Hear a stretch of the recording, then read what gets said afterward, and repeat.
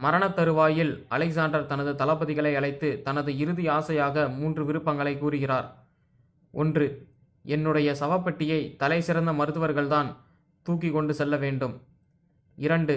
நான் இதுவரை சேர்த்த பணம், தங்கம், விலை உயர்ந்த கற்கள் போன்றவைகளை என்னுடைய இறுதி ஊர்வலத்தின் பாதையில் தூவிக்கொண்டு செல்ல வேண்டும். 3. என் கைகளை சவப்பெட்டியின் வெளியில் தொங்கிக் கொண்டு வரும்படி செய்ய வேண்டும். தளபதிகளில் ஒருவர் அலெக்சாண்டரின் அசாதாரண விருப்பத்தால் மிகவும் ஆச்சரியப்பட்டு அதனை விவரிக்கும்படி கேட்டார். அதற்கு அலெக்சாண்டரின் பதில்கள்தான் மிகவும் முக்கியமானவை.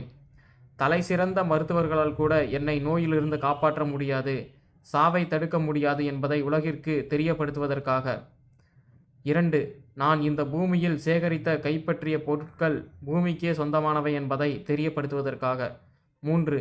எனது கைகள் காற்றில் அசையும் போது மக்கள் வெறும் கையுடன் வந்த நான் வெறும் கையுடன் போவதை உணர்ந்து கொள்வார்கள்.